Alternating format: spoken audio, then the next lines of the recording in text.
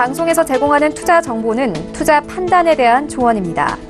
방송에서 제공하는 주식의 가치, 가격 상승 및 가격 하락에 대해서는 방송사에서 보장하지 않습니다.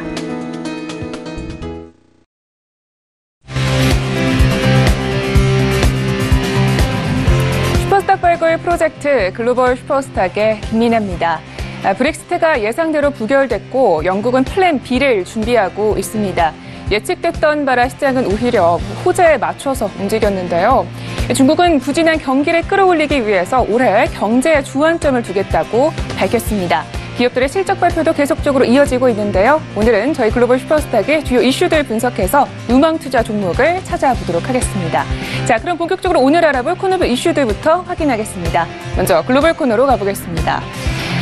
오늘은 브렉시트 문제로 문을 열어보도록 하겠습니다. 앞서서 말씀드렸다시피 영국은 플랜 B를 준비하고 있는데요. 그런데 그것이 재협상이 됐든 제2의 국민투표가 됐든 대혼란이 빚어질 것으로 예상이 되고 있다고 합니다. 이번 이슈가 글로벌 시장에 미칠 영향은 없는지 함께 들여다보도록 하고요. 두 번째로는 미국 정부의 셧다운이 계속되면서 미국의 경제에도 타격이 점차적으로 커지고 있다는 소식입니다. 한 행정부의 연구원에 따르면요, 매주 GDP가 0.1%포인트씩 하락하고 있다고 하는데요. 이로 인해서 미국 증시에 영향은 없을지 함께 분석을 해보도록 하겠습니다. 자, 이번에는 차이나 코너로 가보도록 하겠습니다. 네, 먼저 첫 번째 소식입니다. 쉑쉑버거라고 들어보셨죠? 우리나라에도 강남과 분당 등에 진출해 있는데요. 이것이 처음에 들어왔을 때 굉장히 인기가 많아서 2시간가량 줄을 서야 했던 것이 기억에 납니다. 그런데 그 쉑쉑버거가요, 이번에는 중국 시장에 진출을 한다고 합니다.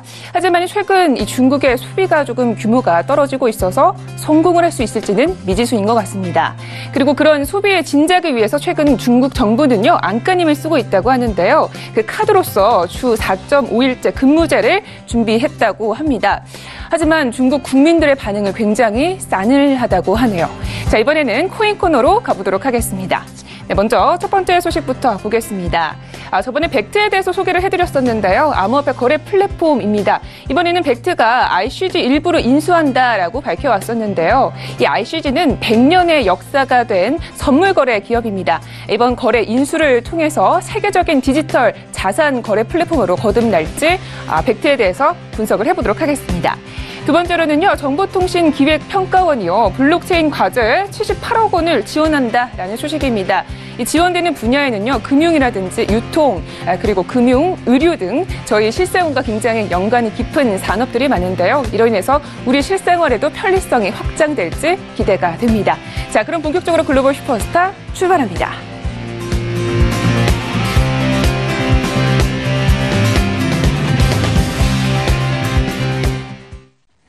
네, 오늘의 글로벌 이슈에 대해서 먼저 분석을 해보도록 하겠습니다. 오늘은요, 김정철 본부장님과 함께 분석을 합니다. 네, 본부장님 안녕하세요. 네, 안녕하십니까. 네, 반갑습니다. 먼저 첫 번째 이슈부터 보도록 하겠습니다. 결국 영국의 브렉시트는요, 부결이 됐습니다. 다들 부결을 예상을 하긴 했지만요, 굉장히 압도적인 표 차이가 났다고 하거든요. 분석을 부탁드릴게요. 네, 일단 팩트를 얘기 드리면 영국 하원 총 의석이 650석입니다. 650석. 여당이 이제 보수당이 317석이 있고요. 그 다음에 영국 하원 같은 경우는 이날 이제 승인 투표에서 반대가 432표, 찬성이 202표, 반대가 찬성의 2배입니다. 네, 메이 총리가 가져온 합의안을 부결했습니다. 일단 230표 차이로 완전 대패했는데요. 여당 보수당 내에서도 반대가 118표나 있었어요. 같은 당 맞아요, 이게 도대체? 보수당? 참, 영국 보수당 참 문제가 많습니다, 일단. 예, 일단, 118표를 이탈을 한 겁니다. 그리고 야당인 노동당의 이제 제레미 코빈 같은 경우는 메이 총리에 대해서 바로 불信투표를 요청한 상태고요. 현재 브렉시트 합의안에 대해서 보수당 내 강경론자들도 이제 메이 총리에 대해서는 불신이는 반대를 하고 있다. 뭐 이런 얘기인데, 그냥 우리가 어떻게 보시면 되냐면요. 간단합니다. 그냥 브렉시트 온 상황을 제가 얘기 드릴게요. 브렉시트 온 상황을 얘기 드리면 먼저 이 시작을 누가 했는지를 먼저 보셔야 됩니다. 일단 이라크가 대량 살상 무기가 있다고 미국과 영국이 이라크를 쳐들어갑니다. 부시 대통령 때, 미국 부시 대통령 때 쳐들어갔는데 아무것도 없었어요. 대량 살상 무기 없었죠. 실제로는. 그냥 후세인 조건 축출하기 위해서 간 거예요. 영국과 미국이 이라크 쳐들어가서 거기서 막 뒤집어 놓고 거기서 생겨난 게 바로 알카이다부터 시작해서 그 다음에 우리가 흔히 얘기했던 걔네 그 테러 조직들, 이슬람 테러 조직, 무장 테러 조직들이 거기서부터 생기기 시작한 거예요. 그러면서 시리아로 넘어오고 이게 아랍의 법으로 진행되면서 이 대부분의 난민들이 유럽으로 들어오기 시작하면서 영국에서 우린 난민 못 받겠다. 가장 원초적인 거는 난민 못 받겠다는 거거든요. 그러니까 보세요. 원인 제공은 영국에 해놓고 자기들은 책임지지 않겠다. 이거 전형적인 2차 세계대전 때도 마찬가지지만 영국 그 전형적인 모습이에요. 그 영국도 아프리카 식민지하고 다 했는데 막상 뒤에 가서는 쏙 빠져가지고 엄청 이렇게 정의로운 그런 나라인 척 하는데 상당히 이 부분에 대해서 파고든 게 영국 보수당입니다. 영국 보수당에서 사실 정권을 잡고 있지 못했죠. 영국 보수당이 정권을 뺏기 위해서 단지 정권 권력 욕밖에 없었던 거예요. 그러니까 정권을 바꾸기 위해서 브렉시트를 갖고 나온 거예요. 그 정권을 바꾸기 위해서 브렉시트를 갖고 나왔는데 대안이란 건 아무것도 없고 그냥 브렉시트 그냥 하자. 브렉시트에서 그냥 나가자. 해서 브렉시트를 막상 했는데 돼버린 거죠, 이게. 돼버리니까 영국 보수당에서 그제서 이제 EU하고 협상을 해보려고 해보니까 영국의 입장은 이렇습니다. EU하고 영국의 입장은 우리는 EU의 혜택은 다 누릴 건데 EU의 의무는 하지 않을게. 이거 찬성 누가 해주니까 이거를. EU 같은 EU 국가들이 뭐 머리에 총 맞았나요? 이걸 찬성해주게? 영국은 계속 이걸 주장하고 있는 거예요. 그러니까 말도 안 되는 보수당이 정권 욕심에 브렉시트를 가져와서 결국은 이 정권을 뒤집어엎고 정권을 잡았는데 막상 잡아놓고 딱 보니까 답이 없는 거죠, 지금. 답이 없어요. 예. 메이 총리 워낙 답답하면 그럼 보수당 내부에서 너네가 한번 안 짜와봐라. 너네가 안 짜와서 가져와봐라. 그럼 내가 가져와서 하겠다. 안 짜오라고 했는데 보수당에서 아예 안을 가져오지도 못했습니다. 지금 현재까지는. 그러니까 제가 봤을 때는 이 부분은 그냥 정권 욕심에 대한 포퓰리즘에 영국 국민들이 놀아난 그런 사건입니다. 그러니까 사건이기 때문에 제가 볼 때는 이거를 이제 메이 총리 불신임 투표를 들어가면 일단은 연정 구성이 깨질 가능성이 좀 높고요. 연정 깨진다면 그 뒤는 아마 조기 총선으로 가지 않을까. 저는 약간 이런 생각을 하는데 플랜 B가 있다고 자꾸 언론에 써도는데 플랜 B가 없어요. 플랜 B 없고 그냥 이거 안 되면 다른 방법을 그냥 어떻게든 꾸역꾸역 맞춘 게 그게 플랜 B예요, 그게. 그러니까 자꾸 플랜 B 얘기를 하는데 플랜 B를 세워본 적이 없어요, 이쪽에서는 지금. 플랜 B 자체도 정확하지가 않기 때문에. 근데 다만 어제 이제 나왔던 얘기가 좀 있기 때문에, 어제 이제 메르켈 총리 한 얘기가 있기 때문에 그 부분에 대해서 약간 어느 정도 가능성을 좀 열어놓는 게 좋지 않을까. 뭐 그런 생각을 좀 해볼 수 있겠습니다. 네, 이렇게 되면은 앞으로 좀 전개 방향성은 어떻게 해야 될까요? 말 그대로 좀 대혼란이 빚어지지 않을까 생각이 드는데요. 몇 가지 시나리오로 좀 정리를 해주실 수 있을까요? 네, 사람들이 이제 브렉시트에 대해서 어제 브렉시트 결국 부결났는데 시장 별 반응 없네. 별 반응 없겠지. 뭐 이런 생각을 하실 수 있겠는데 이게 이제 노딜 브렉시트로 가면은 어떤 상황이 제가 좀 얘기를 드리겠습니다. 일단 보수당이 과반을 넘지 못해요. 일단 연정으로 정권 잡은 거예요. 근데 현재 집권하고 있지만 사실상 압도적인 표차로 이게 브렉시트 의회 지금 합의안이 부결되면서 불신 투표로 이제 이미 불신 투표 요청을 했고요. 불신 투표 들어갈 겁니다, 아마. 근데 이제 지금 가장 지지율이 높은 당이 노동당이고요. 제러미 코빈이 당수인데 이게 이제 제러미 코빈이 만약에 총리가 된다면 그렇다면 다시 브렉시트 국민투표 한 번 더 할 수가 있어요. 네, 더 할 수가 있습니다. 그러니까 진짜 이건 도대체 왜 이런 짓을 하는지 모르겠는데 이거 국민투표 두 번 하는 거예요. 두 번 하면 그러니까 애초에 처음부터 잘했으면 이런 사회적 어마어마한 비용을 쏟아 부으면서 이 몇 년째 이 논의를 안 했을 텐데 지금 이제 브렉시트 국민투표를 진행할 거고요. 이 부분은 이미 그 톡스타 시간이나 글로벌 슈퍼스타 시간에 얘기를 드렸습니다. 지금 브렉시트 같은 경우는 제레미 코빈이 그렇게 되면 조건을 잡을 가능성이 높다. 근데 이 제레미 코빈도 이게 극좌파 인물이거든요. 극진보 성향을 가지고 있기 때문에 상당히 좀 문제가 될 가능성이 좀 있습니다. 그래서 이 부분까지 뭐 자세히 얘기는 못 드립니다. 왜냐면 시간이 워낙 내일 길기 때문에. 근데 이제 어제 다른 시나리오 가능성이 좀 생긴 게 뭐냐면, 어제 이제 메르켈 총리랑 웨이 총리랑 이렇게 전화통화를 했다고 해요. 그러면서 이제 만약에 합의가 부결될 경우, EU에서 어느 정도 안에 대해서 다시 한번 재검토해볼 의사는 있다. 양보한다는 건 아니고요. 예, 의사는 있다고 하니까, 한번 그 내용을 한번, 그러니까 약간 EU에서 살짝, 양보해줄 가능성이 조금은 생기는 겁니다. 근데 그 조금의 양보 가지고 이제 브렉시트 합의안이 그 의회를 통과할 수가 없어요. 그게 문제인 거예요. 그러니까 영국 의회는요, 영국 국민들은 모르겠습니다. 어디에 막 놀아나가지고 뭐 큰일이 어떻게 되는지 잘 모르겠지만, 영국 의회는 브렉시트를 할 생각이 전혀 없습니다. 전혀 없기 때문에, 이 의회에서 어느 정도 양보했다고 해서 의회에서 통과된다. 그럴 가능성은 거의 없다. 뭐 이렇게 보시면 좋을 것 같고요. 가장 최악의 시나리오는 EU하고 협정 없이 탈퇴하나 노딜 브렉시트인데, 이게 선례적으로 매우 안 좋습니다. 선례적으로 매우 안 좋고요.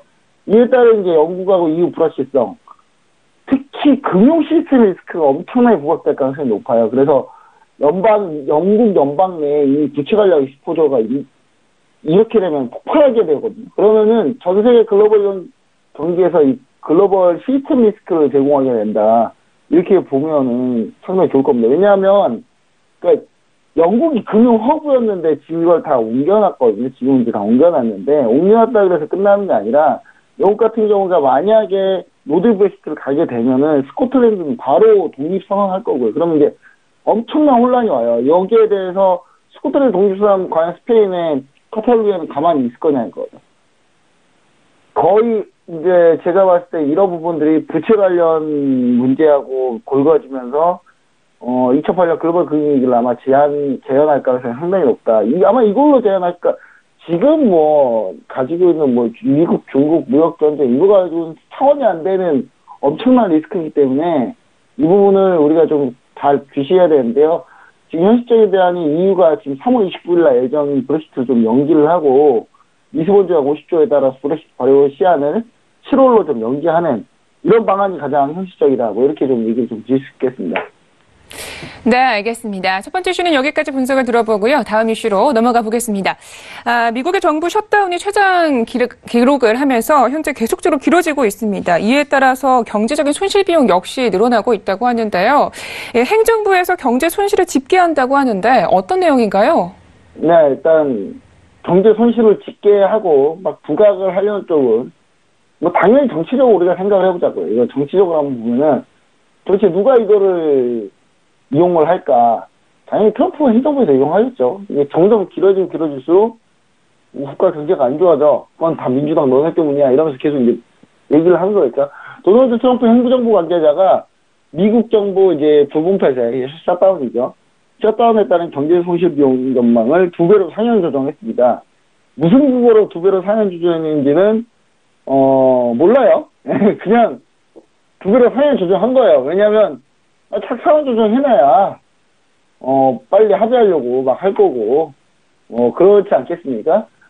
그리고 이제 이 부분은 이제 CNBC가 보도했는데 앞서 셧다운으로 2주마다 국내 총생산 GDP 성장률이 0.1포인트씩 깎일 거라고 예상을 했는데 이는 이제 일주일마다 0.1포인트로 깎는 걸로 조정을 했어요. 그러니까 일주일이 지나면 0.1포인트씩 GDP 성장이 떨어진다라는 거고요. 이번 달 말까지 셧다운 지속될 경우 약 GDP가 0.5포인트 정도 영향을 받을 것이다 라고 하는데 부분 폐쇄 가지고 GDP가 0.5포인트 깎인다는 게 말이 됩니까 지금 이게? 예, 제가 봤을 때는 영혼 없는 공무원의 전형적인 모습입니다 이게.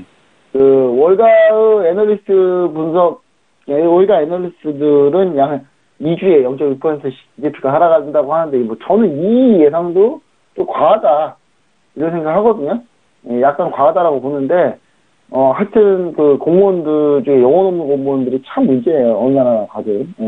일단 더욱 문제는 이제 정부에서 발표한 모든 지표 데이터들이 정상적으로 과연 발표를 할 수 있을지가 의문인 게, 지표를 발표하려면 민간 데이터하고 정부 데이터가 있지 않습니까? 그러니까 정부에서 발표한 집계에서 발표하는 데이터도 있는데, 셧다운으로 조사할 사람이 없어요. 네, 이걸 조사하고 발표하고 분석해서 통계낼 사람이 없습니다. 그래서 지금 미국의 기초 데이터들이 과연 제대로 나올 수 있을지 그 부분이 좀 염려가 된다. 현재 지금 셧다운 장기화되면 미국 지표들, 그러니까 깜깜한 세상에 살게 되는 거죠. 이렇게 장기화되는 이 부분이 사실상 금융, 증권 쪽은 불확실성을 제일 싫어하기 때문에 이 부분이 더 싫을 가능성이 높다. 이 부분이 더 문제가 될 가능성이 높다. 뭐 이렇게 보고 있습니다. 네, 알겠습니다. 그런데 현재 상황만 보자면 셧다운에 대해서 그렇게 크게 우려하고 있는 것 같지는 않습니다. 글로벌 증시 그리고 뉴욕 증시가 이렇게 강한 이유에 대해서 여쭤보고 싶은데요. 저희 시간 관계상 약간 간략하게 말씀 부탁드릴게요. 일단 아주 간단하게 중국에서 이제 어제 대규모 경기 부채 발표했죠. 이번 주 마켓이 이제 최근에 안정화돼 있고, 최근에 브라질 증시가 상당히 강하지 않습니까? 그리고 하웨이 연적회의 회장이 최근 폴란드 스파이 사태에 대해서 엄청나게 거의 싹싹 빌고 있어요, 미국한테. 우리 중국 정부가 뭐라고 시켜도 안 할게. 한 번만 봐줄래. 그래서 유럽과 지금 미국에 지금 두 손이 발휘되도록 지금 빌고 있습니다. 빌고 있는데 지금 중국 정부가 매우 기분 나쁘게 생각하고 있죠. 지금 현재 이 화웨이에 대해서 또 갑자기 연접회 회장이 아부 떨고 있으니까 짜증나 보이겠죠.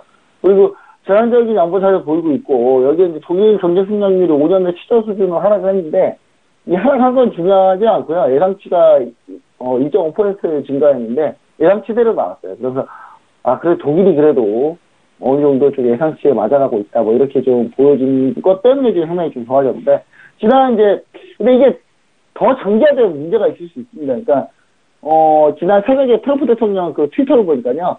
Why is the Stellos getting paid when people are working?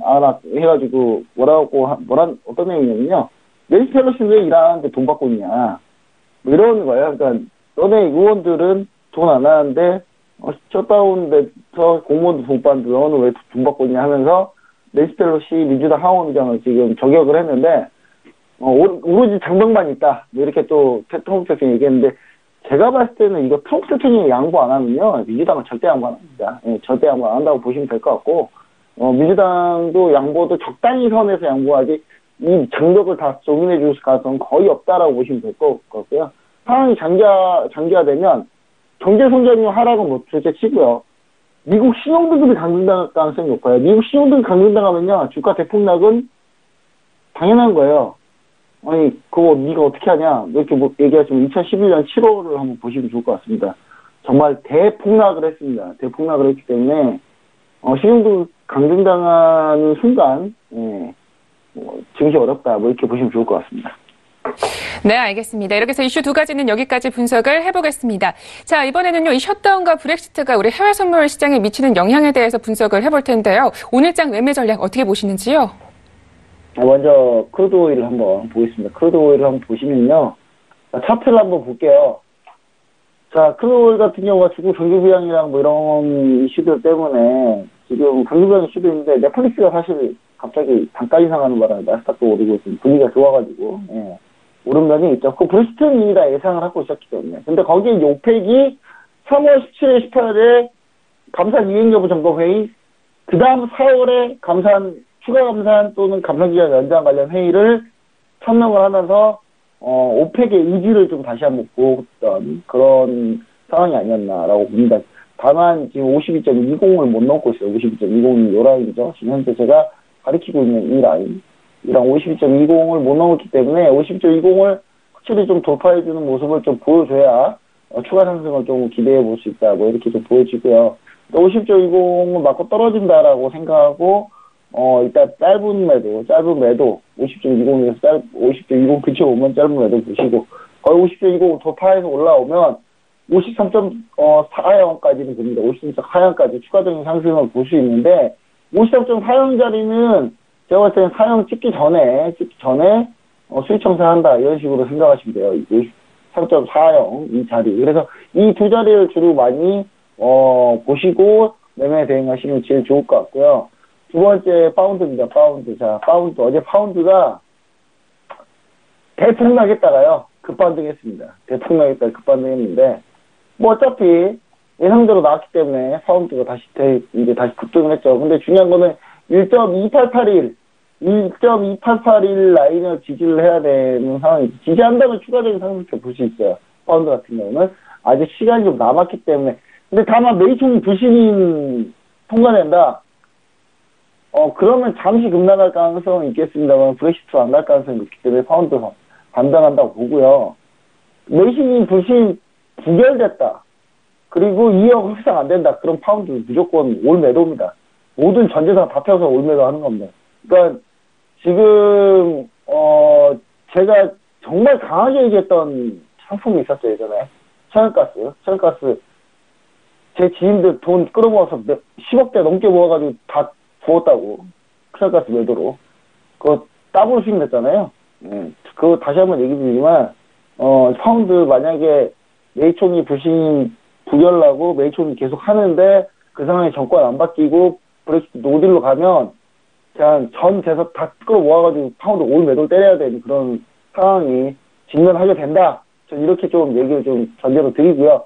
유로FX 보겠습니다. 유로FX 마지막으로 보자면 유로FX 1.14700 이 라인이 상당히 중요해요. 오늘 이 라인 밑에서 시작했어요. 그러니까 어제 같은 경우가 유로가 사실상 안 좋았죠. 안 좋을 수밖에 없는 이유가 당연히 독일의 이제 지표가 안 좋게 나왔고 그렇게 되면서 현재 브렉시트는 어차피 부결되고 질질 끌면 이게 사실상 안 좋아요. 부결되고 질질 끌려면 당연히 안 좋습니다. 왜 안 좋냐면 이게 이 입장에서 빨리 이걸 불확실성을 제거하는 게 가장 중요한 거였죠. 근데 불확실성 제거를 못하고 이걸 계속 끄는 거는 절대 좋은 모습이 아닙니다. 그래서 현재 브렉시트 합의안 부결이 EU가 추가적으로 뭔가를 더 양보해야 된다라는 얘기하고 곧 맥락이 비슷한 거기 때문에 EU의 추가적인 양보는 유로화에 좋을 영향이 없겠죠. 근데 그나마 조금 어제 반등을 좀 해서 올라왔기 때문에 지금 상황에서 여기서 이제 1.14700 위에 안착하는 게 더 중요합니다.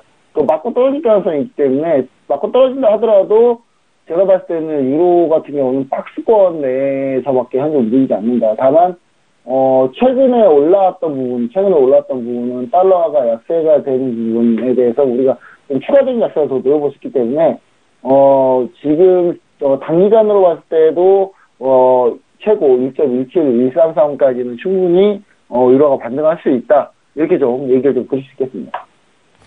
네, 알겠습니다. 이렇게 해서 매매 전략까지 모두 정리를 해봤습니다. 멘토님, 오늘도 말씀 잘 들었습니다. 네, 감사합니다. 네, 참고로 본 방송에서 제공하고 있는 정보는 투자 판단에 대한 조언일 뿐 주식의 가치나 수익률을 보장하고 있지 않습니다. 저희 서영재TV는 자본시장법을 준수하여 일대 투자 상담, 유사수신행위, 무인가 영업행위, 불법 대외 정보 및 가입 권유 등 모든 불법 사항들 엄중하게 금지하고 있습니다.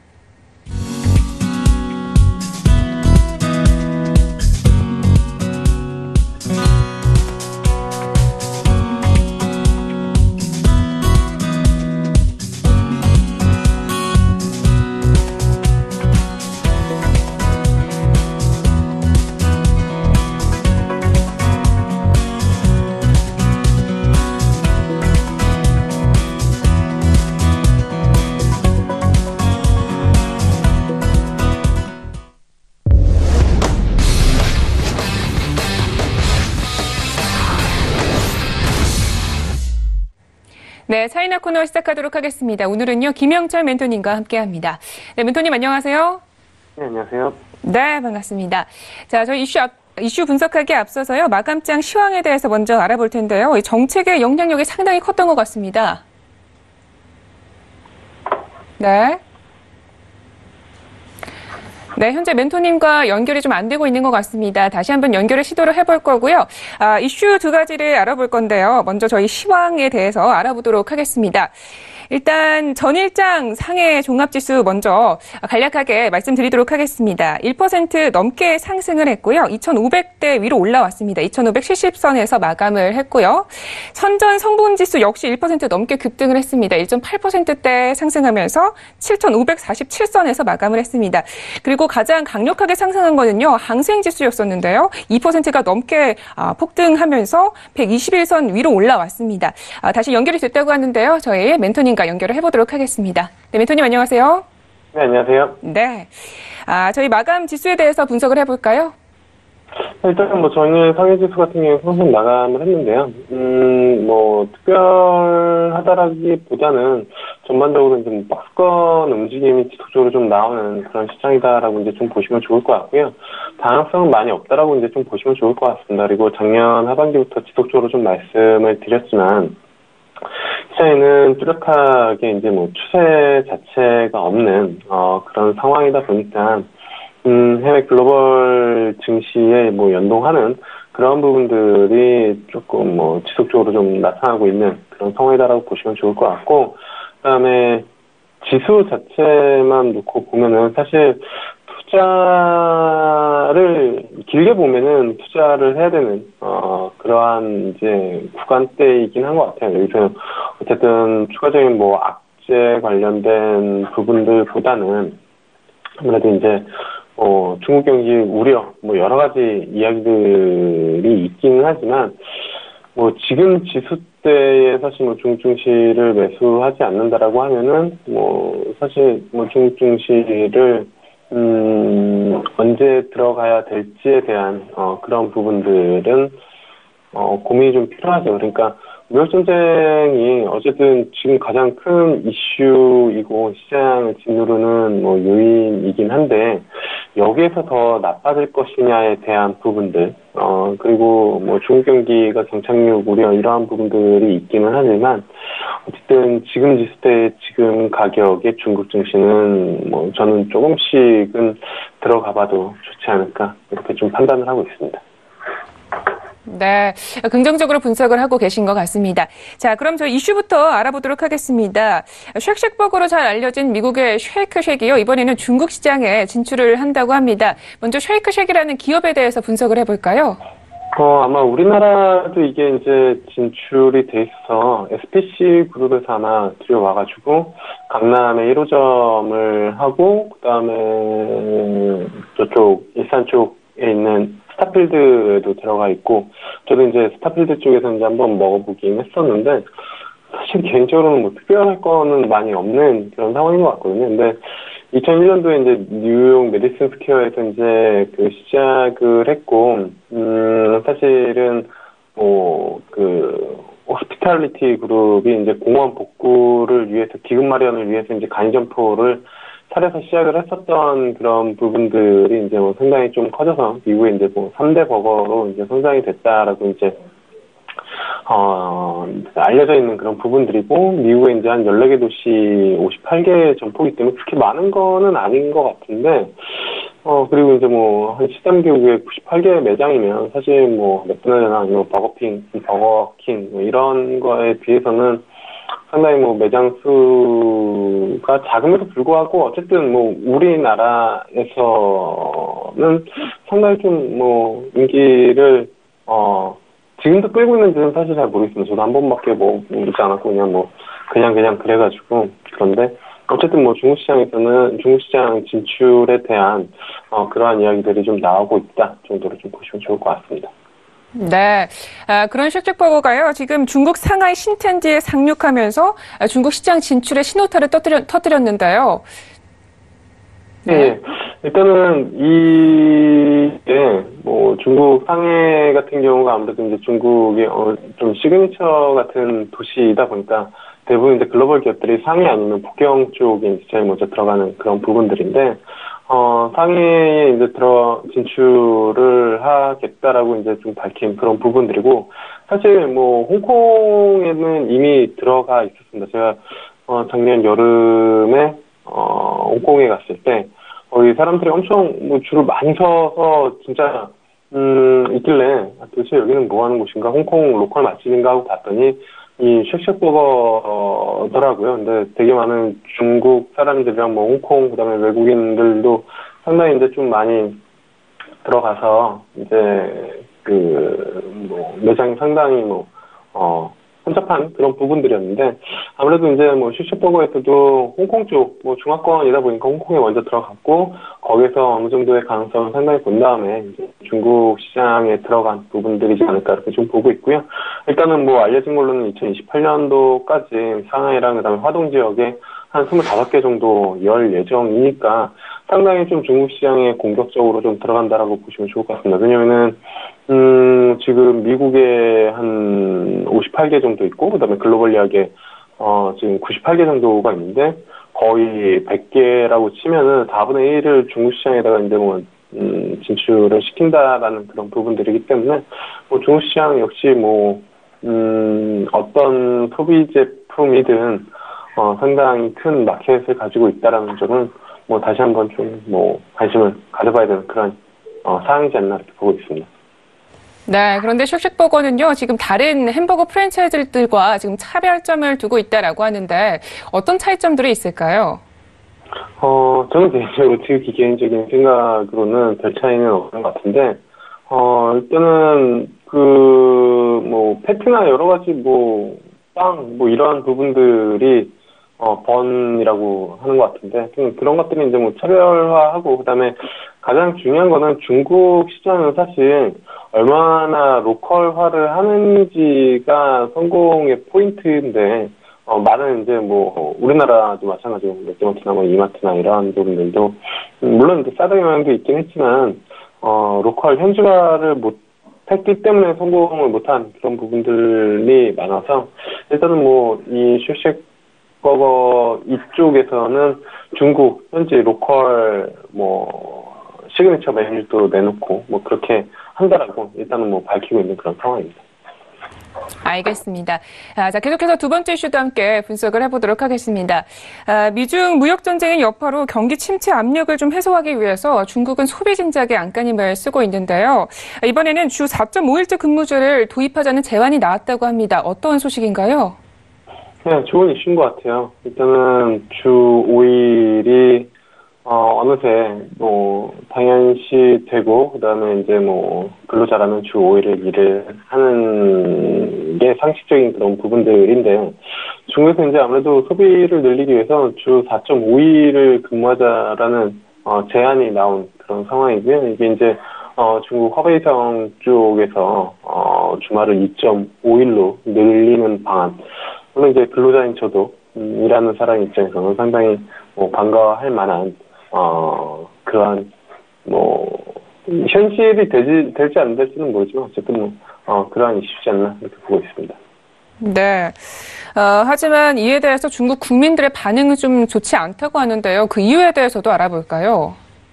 그럴 것 같습니다. 그러니까 우리나라 같은 경우에도 근로시간에 대한 그런 부분들이 법적으로 정해져 있지만, 사실 기업 내에서 그 부분들을 실질적으로 얼마나 지켜나가는지, 그리고 이제 강제성 있게 하는지에 대한 부분들, 근로시간뿐만 아니라 휴일, 법정 공휴일 외에 이제 대체 휴일 이러한 부분들도 잘 지켜지지 않는 그런 부분들이 우리나라에도 있는데 중국도 마찬가지인 것 같습니다. 특히나 이제 중국 같은 경우에 저런 부분들이 된다라고 하면은 공무원들은 다 이제 쉬는 그런 부분들인데, 일반인 근로자들은 전혀 저쪽을 혜택을 누리지도 못하면서 공공 서비스에 대한 이용 제한이 있을 수 있다라는 그런 우려가 좀 나오고 있는 상황인 것 같고요.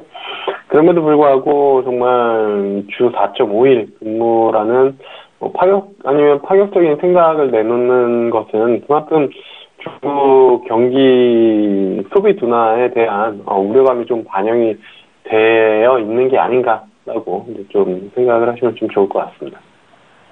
네, 알겠습니다. 자, 이렇게 해서 이슈 분석은 여기까지 들어보고요. 기업 분석 시간으로 가보도록 하겠습니다. 자, 오늘의 종목은요, 쉑쉑버거 진출로 좀 수혜를 볼 수 있는 기업일까요? 일단은 시장이 좀 어렵고 변동성이 있을 때 항상 이제 내수주 쪽, 경기 방어주 쪽이 관심 많는 건 뭐 어느 시장이나 마찬가지인 그런 부분들인데, 중 같은 경우에도 일단은 뭐 보수적으로 좀 포트폴리오를 구축을 해야 된다라고 하면 음식료 중 하나 좀 관심 있게 볼만하지 않을까 이렇게 좀 보고 있고요. 모건식품이라는 그런 기업인데요. 현대는 시터를 가진 양돈 전문업체다라고 보시면 좋을 것 같습니다. 그래서 대규모 그 양돈 모델을 채택을 해서 전국의 이제 자회사를 설립하는 방식으로 사업을 좀 빠르게 확장을 했다라고 보시면 좋을 것 같고, 작년 1분기부터 3분기까지 매출 증가율이 한 28% 정도 되기 때문에 상당히 이제 좀 고성장을 하고 있다라고 이제 좀 보시면 좋을 것 같습니다. 그래서 충분히 좀 관심을 가져볼 만하지 않을까 이렇게 좀 보고 있고, 매수가는 30.01위안, 그리고 목표가는 35.00위안, 손절가는 28.00위안 잡고 대응하시면 추천합니다. 이렇게 좀 보고 있습니다. 네, 알겠습니다. 오늘의 기업은요, 매출도 주가도 꾸준히 늘고 있는 모건식품이었습니다. 자, 이렇게 해서 차이내쉬는 여기까지 이야기 듣도록 하겠습니다. 멘토님, 오늘도 말씀 고맙습니다. 네, 감사합니다. 참고로 본 방송에서 제공하고 있는 정보는 투자 판단에 대한 조언일 뿐 주식의 가치나 수익률을 보장하고 있지 않습니다. 저희 서영지TV는 자본시장법을 준수하여 일대 투자상담, 유사수신행위, 무인가 영업행위, 불법 대외정보 및 가입권유 등 모든 불법 사항들 엄중하게 금지하고 있습니다.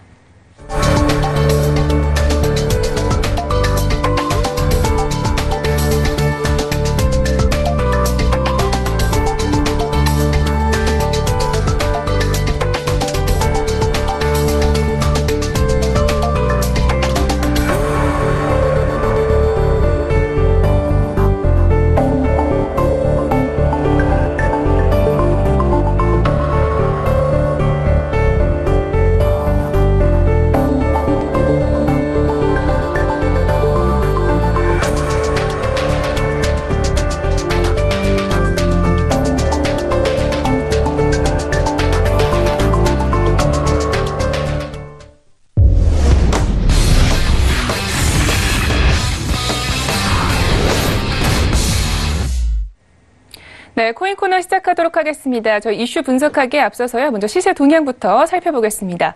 코인 마켓캡 기준으로 알려드립니다. 암호화폐는 아직 강세장을 찾지 못하고 있습니다. 현재 대부분의 코인들이 전반적으로 하락세를 나타내고 있는데요. 비트코인은 오늘장 2% 넘게 하락하면서 3,600달러 부근에서 거래가 되고 있습니다. 거래량은요, 55억 달러 정도로 추산되고 있습니다. 리플과 이더리움 역시 하락세를 보여주고 있는데요. 특히 이더리움 같은 경우에는요, 6%가 넘는 하락폭을 기록하고 있습니다. 코인데스크에 따르면 이더리움의 콘스탄티노플 업그레이드 계획이 연기됐다고 합니다. 이는 보안에 영향을 미칠 수 있는 결함이 발견됐기 때문이라고 합니다. 오늘 장에서는 4위에 있는 비트코인 캐시 그리고 이오스 모두 3%, 2% 각각 흘러내리고 있고요. 트론마저도 5% 넘게 하락하면서 0.02달러 부근에서 거래가 되고 있습니다. 네, 간략하게 시세에 대해서 알려드렸고요. 오늘장 이슈에 대해서 분석을 해보도록 하겠습니다. 오늘은요, 윤진 멘토님과 함께합니다. 네, 멘토님 안녕하세요. 네, 안녕하세요. 네, 반갑습니다. 첫 번째 코인 이슈부터 알아보도록 하겠습니다. 암호화폐 선물거래소인 벡트가요, 선물 거래 기업 인수에 나섰다고 하는데요. 자세한 소식 부탁드릴게요. 네, 일단 이달 출시를 앞둔 암호화폐 거래소 벡트죠. 이쪽에서 지금 선물 거래 기업 로렌스 콜린스 그룹을 인수를 들어갔습니다. 그래서 지금 RCG라고 좀 요약을 드릴 수 있을 것 같은데, 일단 NISE가 주도하고 있는 지금 세계 최대 거래 그룹소인 지금 인터컨티넨탈 체인지 아이스죠. 아이스 하나 지금 거래 플랫폼 벡트 같은 경우는 일단 공식 미디엄을 통해서 RGC 자산 일부를 수요한다. 좀 이렇게 인수를 들어간다 이렇게 밝혔고요. 일단 기존에 워낙 이제 NIC 같은 경우는 주식권에서 탑을 찍고 있는 기업이기 때문에 아이스 자회사로서도 굉장히 좀 카피탈이 크긴 했습니다. 근데 이런 부분을 활용을 해서 100% 선물 거래에 대한 플랫폼을 그대로 적용을 시켰다. 좀 이렇게 좀 보시면 될 것 같고요. 자, 일단 현재 시점으로 스탁 거래가 굉장히 좀 활발하게 일어났던 시장이기 때문에 여기다 선물 거래까지 잘 붙인다면은 기존의 플랫폼 규모를 빠르게 키울 수도 있고, 그다음에 지금 비트코인 선물 거래에 대해서도 본격적으로 진행할 수가 있다. 좀 이렇게 보시면 될 것 같습니다. 우리나라 시장에서는 사실 일반 암호화폐 거래소가 어떤 선물 거래를 중개하는 거는 거의 불법으로 규정을 하고 있기 때문에 미국 같은 경우에는 이 부분을 최대한 활용을 해서 사실 ETF 출시를 진행하려는 모든 절차들을 진행하고 있다. 거래소들은 최종 목적이 거기에 있다라고 좀 보시면 될 것 같고요. 현재 시점에서 선물 거래를 도입하게 된다는 것은 우리나라에서 과거에 이제 코인원에 대해서 마진 거래라고 처벌했던 그런 사례와 동일하게 좀 보시면 될 것 같습니다. 뭐 불법이 아니라 사실 선물 거래라는 것 자체가 마진 거래에서 조금 더 발전된 형태이면서 합법적인 거래 형태 플랫폼을 가진 구조이기 때문에 이런 플랫폼을 지금 RGC가 인수를 해서 똑같이 구축을 하겠다라는 모습으로 보시면 될 것 같고요. 이 플랫폼 구축이 끝나고 나면 그 다음 단계로는 추가적으로 NISE 측에 NISE 그리고 사실상 SEC 승인 심사를 거쳐서 NIS에 상장하는 구조죠. 이 구조를 통해서 지금 ETF에 대한 상장 심사까지도 들어올 가능성이 있다. 좀 이렇게 보시면 될 것 같습니다. 일단 100년 이상 선물 거래를 진행한 얼CG 기업이기 때문에 약 1만 4천여 건의 고액 비즈니스 그리고 약 150명의 직원을 보유하고 있는 상태고요. 뭐 직원 규모로만 따지자면 뭐 그렇게 큰 규모는 아니지만 일단 선물 거래사라는 거는 분명하게 전통적으로 진행해왔고 그리고 딱 적당한 규모 한마디로 선물사의 적당한 규모라고 한다면 보통 이제 미니멈 한 50명 정도에서 많게 되면 한 300명 정도까지 있는데 이 정도 규모 사이에서 딱 미디엄한 규모죠. 이 정도 규모를 유지를 하면서 계속해서 오랫동안 장기적으로 지금 선물거래 기업으로서 존립을 해왔다라는 면에서 일단 인수 가치로는 충분히 있어 보인다.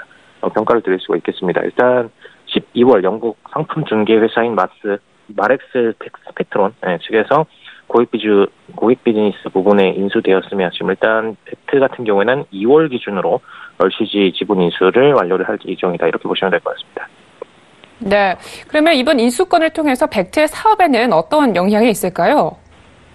일단 켈리 레플러 CEO 같은 경우에는 이번 조치가 최초의 통합거래 마켓 및 보관 솔루션이 되기 위해서 지금 벡트의 거래 계획 중 하나다 이렇게 좀 밝혔는데 사실 현재 지금 암호화폐 거래소들 중에서 선물 거래를 제대로 진행하면서 동시에 지금 보관 솔루션 한마디로 이제 기존에 보유하고 있는 코인들에 대해서 보관을 진행하고 이에 대해서 보관료를 지급을 시키는 그런 방식의 플랫폼 이 두 가지를 전부 다 암호화폐 거래소는 이어서 진행하는 경우는 잘 없었는데 지금 벡트 같은 경우는 이 플랫폼들을 전부 다 인수를 협동을 들어가면서 본격적으로 커스터디 서비스랑 같이 함께 진행할 수가 있게 되었다. 좀 이렇게 보시면 될 것 같고요.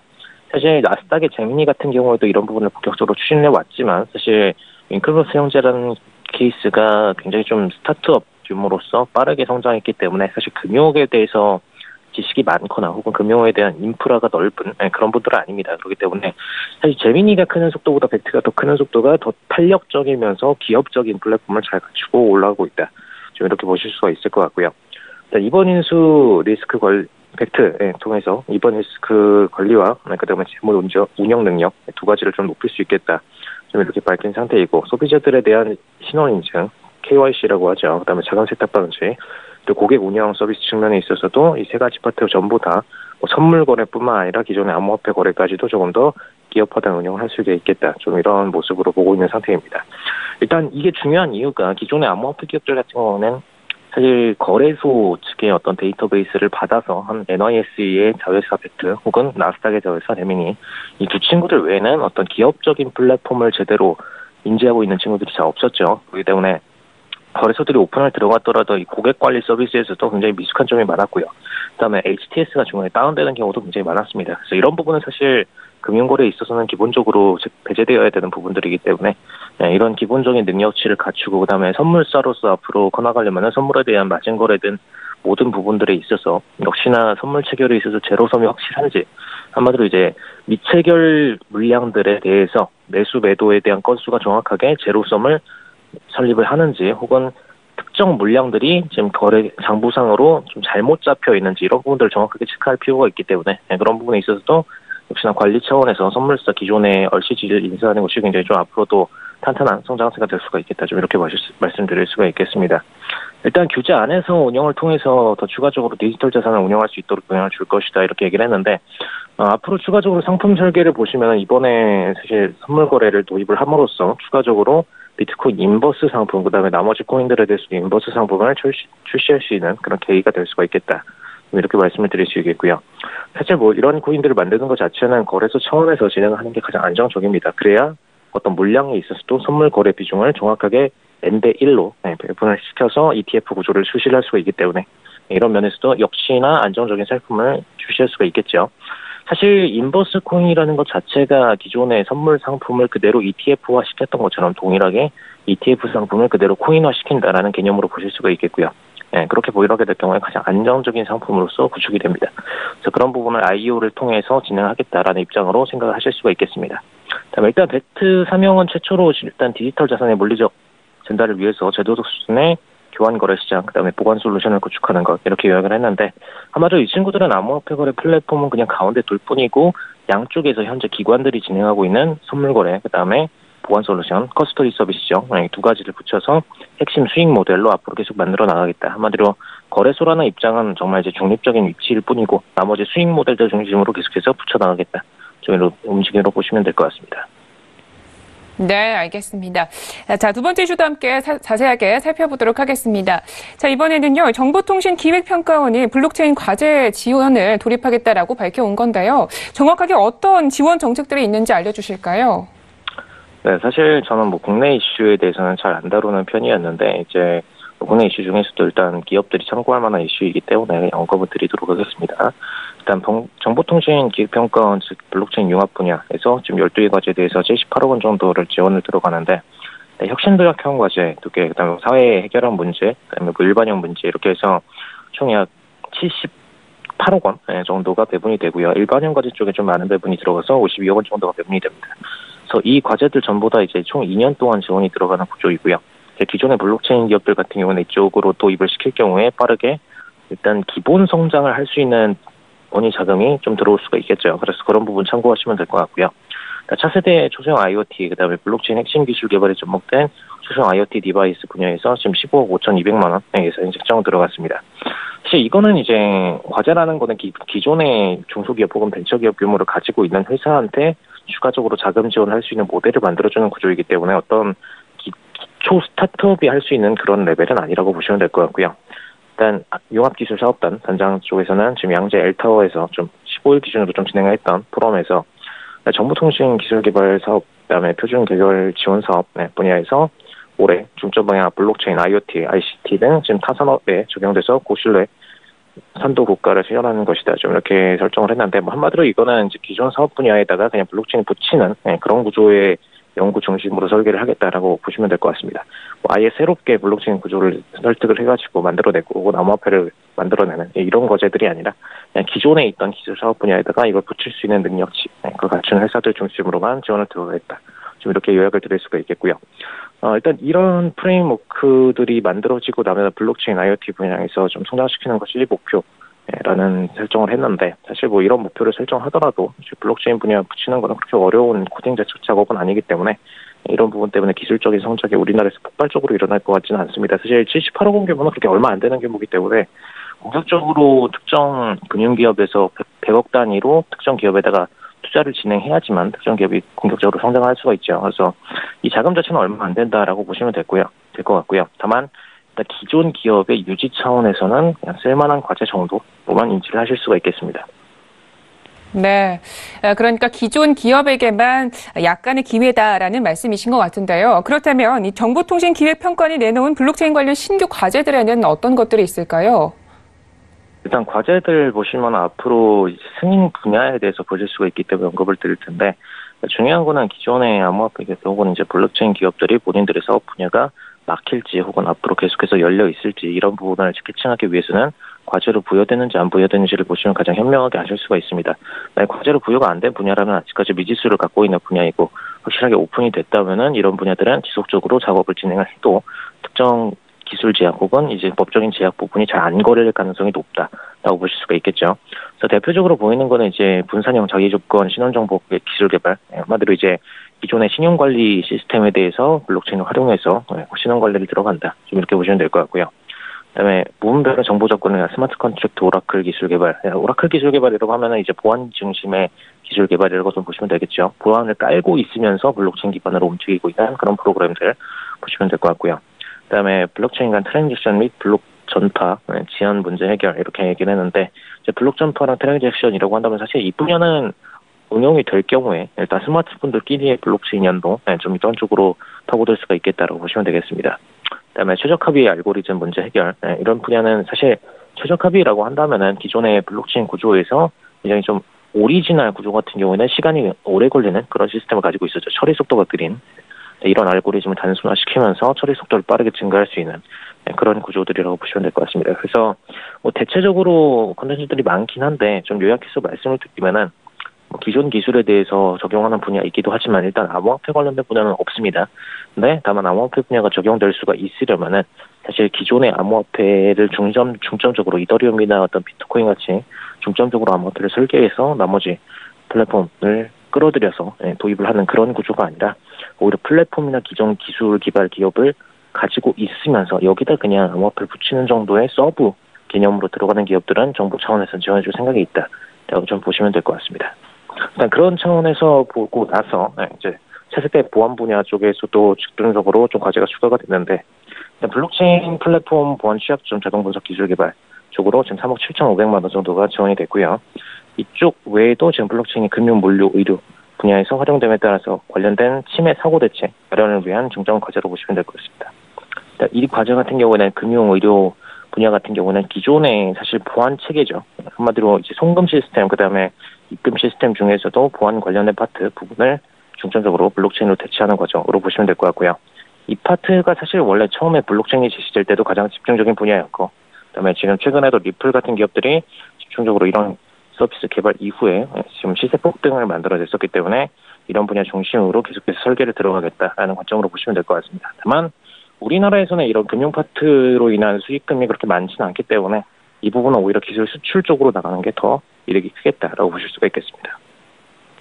네, 알겠습니다. 이렇게 해서 코인 이슈는 여기까지 정리를 해보도록 하겠습니다. 멘토님 오늘도 말씀 고맙습니다. 네, 감사합니다. 네, 오늘 저희가 준비한 소식은 여기까지입니다. 참고로 본 방송에서 제공하고 있는 정보는 투자 판단에 대한 조언일 뿐 주식의 가치나 수익률을 보장하고 있지 않습니다. 저희 서영지TV는 자본시장법을 준수하여 일대일 투자 상담, 유사 주식행위, 무인과 영업행위, 불법 대여기 정보 및 가입 권유 등 모든 불법 사항들 엄중하게 금지하고 있습니다. 우리 시청자분들 오늘도 성공적인 투자 판단하시고요. 저희는 내일 찾아뵙도록 하겠습니다. 함께해 주신 여러분 고맙습니다.